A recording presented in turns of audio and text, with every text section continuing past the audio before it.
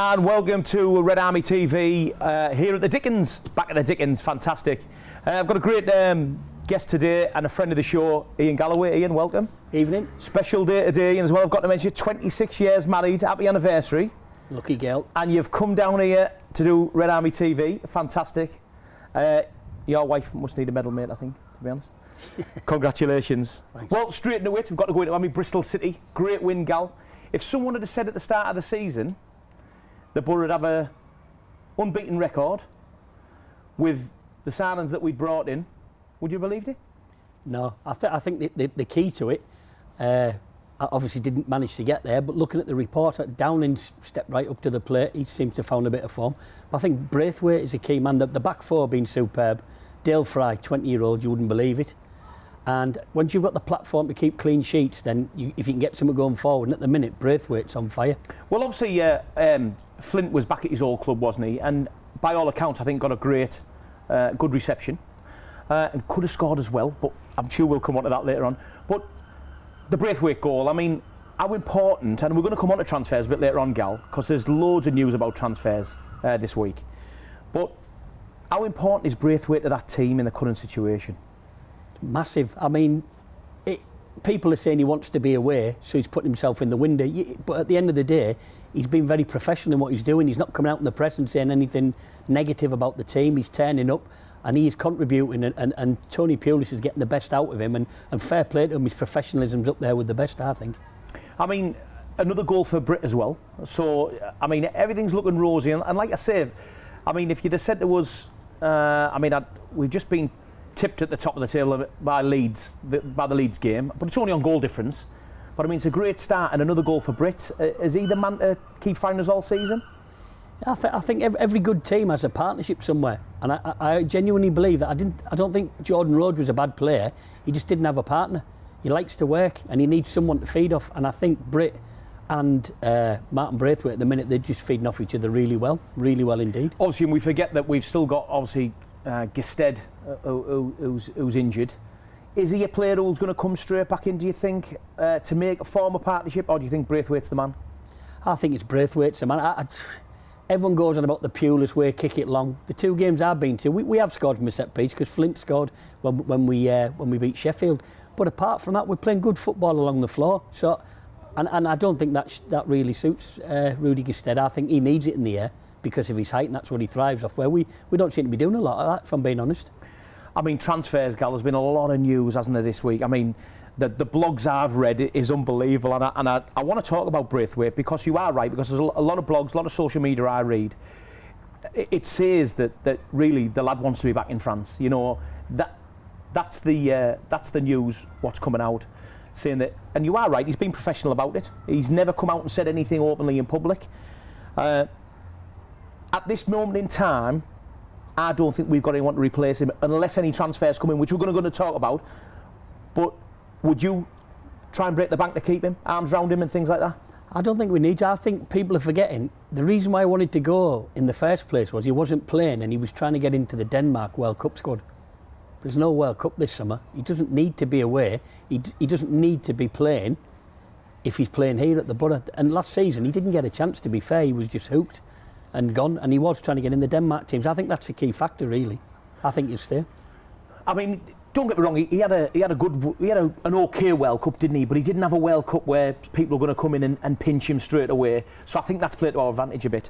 But I mean, there's been a lot of, like I say, a lot of fake news I've read.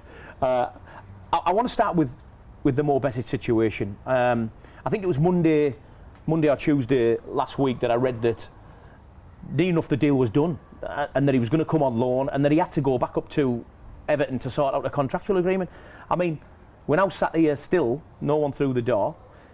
Do you think that's going to be a deal? And bear in mind, we know the player, don't we? We've watched him. He did. I wouldn't say every game was really good for the Boro last season, but he sort of gave us a lift, didn't he? Do you think he's the type of player we need? Oh, definitely. I think he's very in your face, but he does carry the ball forward well, which at the minute you worry about that someone going forward. I know McNair's got that in his locker, but he's injured. I just think with Besic, and like you say, it's all rumours, but the rumours that were doing the round at the time was the deal was done, and then his agent stepped in and decided he wanted a cut of the action, which was outside the deal, and the Boro weren't happy about it. But like you say, social media, you can put anything on there and everyone will read it, so we don't know, do we? Well, talking social media, I mean, the Balassi saga, I mean, and that's what I'm going to call it, the Balassi saga, because, I mean, I've seen potential photographs of him at Rockcliffe, stood with Tony Pulis, which can be confirmed. He's been down and chatted to the club and he's over the moon. And then I suddenly read he's at Aston Villa for a couple of days. Two things, Gal. Is he a player we need? And how far do we go with him? Do we give him what they want? And I've also heard that there's a potential buyout that Everton will only get rid if we're going to buy him at the end of the season. 30 years old. Is he the man to get us promoted? I mean, sat here potentially saying that at 30, is he going to be worth what they're asking? I believe it to be 15, 18 million. I've heard different reports. At 30, would he be worth it? Sat here's a 54-year-old. I say, of course he is, but honestly, no. If he's not sure where he wants to be now, and he's still looking at Villa, we don't want him in a Boro shirt. There's no need, because if he does come now, the first time that a match goes wrong, the fans will just turn on him saying he didn't want to come here anyway. So I think he's made his own bed, and I would change direction and go for the lad at Liverpool. I mean, I'll flip the coin that if he does go to Villa, potentially that could sort of be the end of Albert Adoma. We know his contract's never been renewed anyway at Villa. So potentially that could be maybe a loan move back to the Boro, Albert to come back. Do you think he could do us a job? No, I don't think. I think he was good in his day. I just don't think. I think it's all about pastures. You look at your man Laffett. He's just gone back to Rangers today. Once you've been at a club and you've done all right, and then you go away, I don't think you should come back. I don't think it's a good move. I mean, Downing has struggled a bit since he come back, so I don't think it's the best move. And I just think there's better out there, if I'm being honest. I mean, I'm a massive Downing fan, me, and you are right. I think the last couple of games he has stepped up to the mark, Downing, and he sort of got the fans back on side as well, because it's very easy as a fan from Teesside to knock our local lads, and when they're doing well we shout really well, and when we aren't we think they should do a little bit more. But a couple more names in the frame. I mean, Jason Punchin's being mentioned. Obviously Pulis will know him from Palace. And is he another player? I mean, I think he's the wrong side of 30, isn't he? And he's been out with a massive injury, hasn't he? Is he a player who could do us a job? He was their club captain last season before he got the injury. So he's a very, very good player. There's no doubt about that. I think at our level, Championship, I think he could definitely do a job for us. I wouldn't be looking to sign him, but I definitely, if they say they want some match fitness, I think we could do something for him. But I would make sure it's a season-long loan. I wouldn't accept till January. I don't think you can bring people in just for 6 months. It needs to be, all right, January onwards, but now till January, I don't see you need a full season. Well, you've heard what me and Galloway had to say at transfer. There's been loads of talk on social media about transfers. Let's go over to Matt on the old Twittery thing and see what you've got to say. Thanks, Mark. There's been quite a lot of talk on social media this week regarding transfers, starting off with Matt Rowney. He's saying, so Villa have been able to hijack the Balassi deal, agree whatever with Everton, agree everything with the player in a few short days. We've been interested in Balassi since the transfer window, so what the TF as Boro recruitment team been doing since deadline day? Size insights, it's never easy to attract new players to Boro, full stop. If we were able to sign quality goal scorers and goal makers like Ravanelli, Merson, Viduka, MacDonald, the relatively large wage packets were a big part of it. Ooh. Joe Stewart, Boro, your recruitment is a joke. Despite recent results, you can't blame anyone for leaving, including the managers who've been legit begging for players. And Johnny Stringfellow said this window has been made more frustrating by Pulis insisting he only wants players who want to be here, yet seems to waste his time chasing players who don't want to be here. Quite interesting comments for you there, Mark. Keep your comments coming in to us using the hashtag RedArmy TV. Back to you, Mark. Thanks very much, Matt, and I think we're going to throw back to Matt a little bit later on the programme, because, like I say, there's loads of stuff on social media regarding transfers at the moment.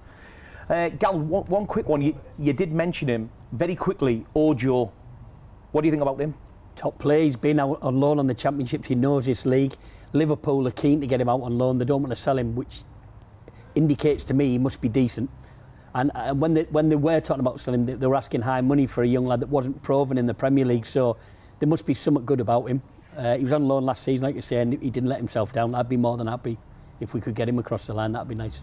Yeah, it'd be just nice to see something in, wouldn't it? And I think Pulis has openly said that he hasn't come here not to try and get promoted. Well, like Matt said, keep your social media stuff coming in. to all the usual places. We'll see you after the break when we've got loads more. We're going to talk about the Cup game. We're going to talk about the upcoming West Brom game, and I'll probably talk more about transfers. So join us after the break here on RedArmy TV.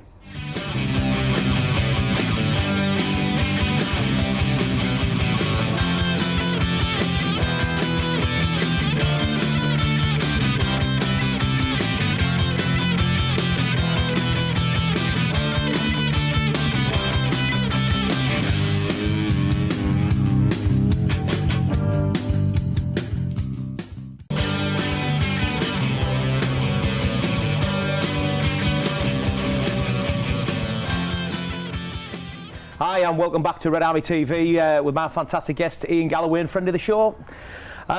We've got to talk. We're going to jump forward a little bit to the League Cup game next week. Obviously the Boro at home to Rochdale, Gal. Now we played Rochdale pre-season, and I think they just pipped us 3-2. I think it was goals from Fletcher and Chapman scored by the Boro in that game. First of all, I've got to ask. Obviously the last League Cup game. Crowd-wise, and we'll come on to that, the crowd wasn't that big really, bearing in mind. I think the tickets are a little bit dearer for this one, or possibly the same price. I think it's 15 for adults and 5 for kids. Anyway, I know that the gate wasn't very good. Do you think now that the season's rolled on a little bit, and bear in mind the little bit of form we're in, do you think the crowd will be a bit bigger? No, not really. I think it's the early rounds. If we'd have pulled a bigger team, then obviously it's a bigger draw. It's £10 for a season ticket holder, which is fair enough, but £15, you take a couple of kids here, you're £25 before you've even bought something in the concourse. Middle of the week, I don't think it'd be much bigger. And he, before the match, he said he was going to give the young'uns a run out, which is great. I agree with what he did, but I don't think you can actually complain about the size of the crowd when you've already said that you're going to do that. So yeah. I understand people's... So we come on to the Rochdale game home, like you say, he played, and it's commendable, isn't it? We played a lot of kids. Maybe does it show our strength in depth a little bit that we haven't got players to sort of throw in there? Obviously the likes of Ledbetter's going to play, and he did to give them a bit of experience. But do you think he's going to play the kids again against Rochdale? I don't see why he wouldn't, if I'm being honest. Having said that, the only thing is that there's an international break on the horizon, isn't there? So you might think, you know what, I can put a few more out. Ugal might be good for a run out then. I mean, I know he played yesterday, didn't he, in a friendly against Hartlepool, so... You don't know, yeah. You're no nearer the day. To be fair, he's always very honest in his press conferences. So he'll tell you beforehand, so everyone will know. Now, I think I know your answer on this, Gal, but I'm trying to get the fans' consensus on it. Is a cup run good for the club and the team, or is promotion key? You know, a lot of questions get asked, don't they? Let's leave the cups alone. You've had I think Villa have said it at the start of the season, forget about the cups. It's our main aim to get promoted, you know, and all the teams will come down say exactly the same. Not interested in the League Cup, not interested in the FA Cup. Ben, man, for me, the FA Cup's, for me, one of the biggest cups in the world, in my opinion. But they say that, don't they, but the cups is just a distraction. Do you think it's a distraction for us as a club or a team, or do you think a cup run, bear in mind the run that we're on, could it bode well for us for the future? I think there's nothing wrong with having a winning mentality and getting in and getting in that winning. And once you hit a rich vein of form, just keep it going. And I know, because Janet works for somebody whose partner is one of the physios, so I know the fitness regime with Tony Pulis is harsh to say the least. He likes his fitness, so I think I personally, I'd like to see us win every time we go out on the Riverside. But he'll have his reasons at the back. I genuinely think the further we get on in the competition, then obviously you start paying the bigger players. And it's really good, isn't it, for the likes of people like Nathan Wood-Gordon, who was sort of the youngest lad, yeah. Youngest player to start for the Boro, and obviously Dean Gordon's son, which he still lives local, and a great fan of the club. It's good for things like that, isn't it? And it's good to see our development side coming through. We've got a few young lads there who, I think I sat here a couple of weeks ago and said, do we trust the young kids? Bear in mind, theoretically, promotion should be our key. Pulis has said he hasn't come here to make the numbers up. He's come here to get promoted. He hasn't travelled all the way up from Wales without his family initially, not to get promoted. And he gave it a good crack when he got in last year, got us to the playoffs. But do you think we could integrate more kids into league games, or do you think let's just save that for the cups at the minute? I think he's going to save it for the cups at the minute. I mean, there's one thing you cannot level against Mr. Pulis is his eye and his attention to detail. He does his own work, and you watch it when he's getting interviewed. He knows exactly what he's going to say, where it's coming from. They've got these statisticians that sit behind all these matches, just banging away. He knows every statistic going, who we're playing, what the strengths and weaknesses are. He will give the kids a run out. I think his main concern is he doesn't want to be forced into it because the squad isn't big enough. But then again, personally, I think he's doing a bit of mind games where he's saying to the lads, look, you're good lads, but you're not quite good enough yet. And he's trying to create a siege mentality which will make them just go, maybe another couple of percent. I don't know. I honestly don't know. I mean, I've openly said on this show many times that, you know, I'm a Tony Pulis convert, really, because I was a bit negative to say the least when I first seen coming in, was up for the job, because I just thought it was sort of like negative football. But to be honest, you're right. I mean, the games I've watched at the Riverside and the highlights I've watched in the away games has been, it's not Pulis style football, it's been good football. So if we can add to that, fantastic.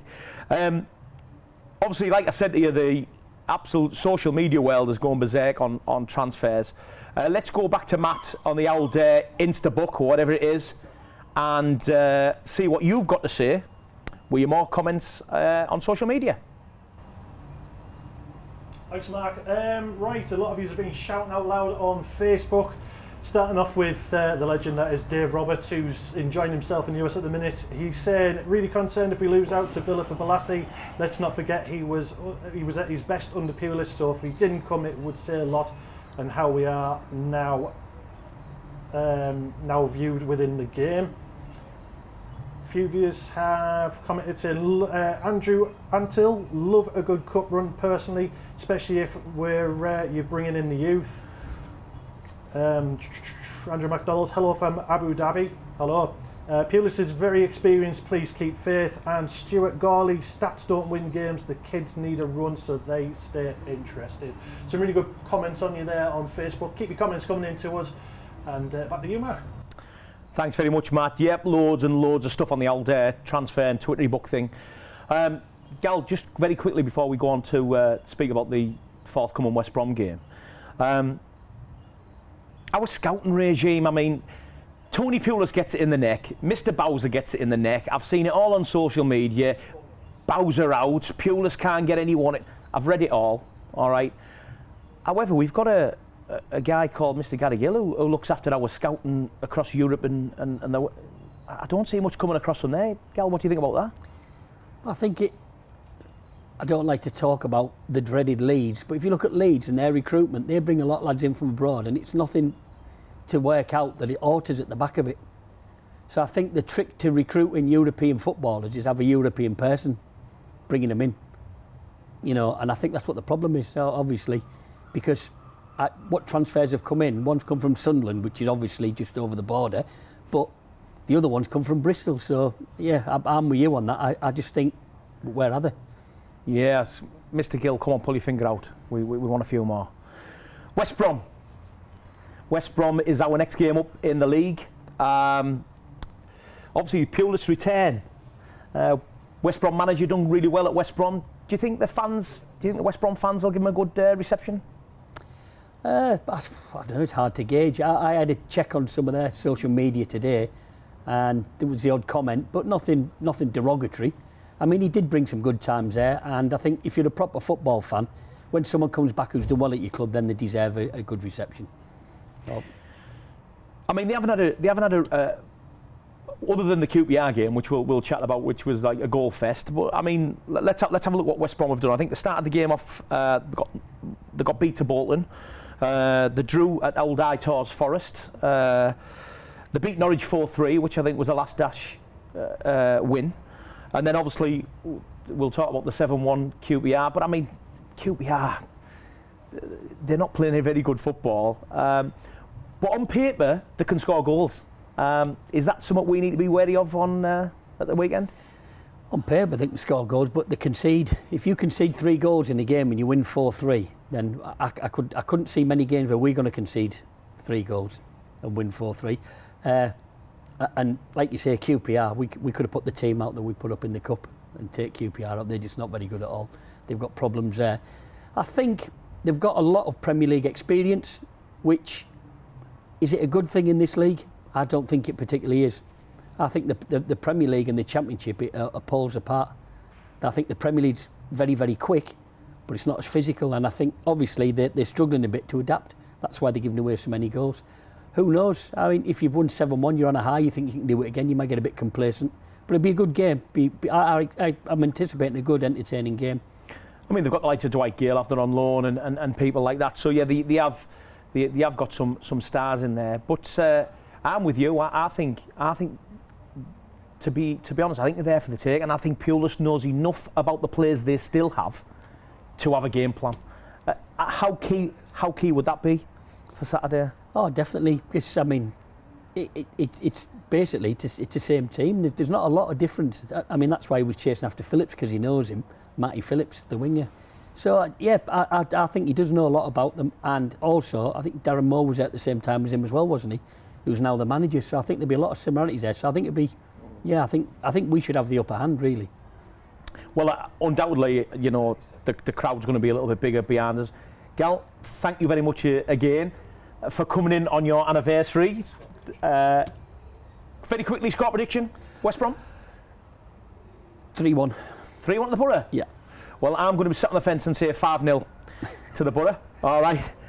Join us next week here on RedArmy TV, where we'll have another fantastic guest, and maybe Mr. Roberts might show his face from America. Enjoy the rest of your older. See you next week.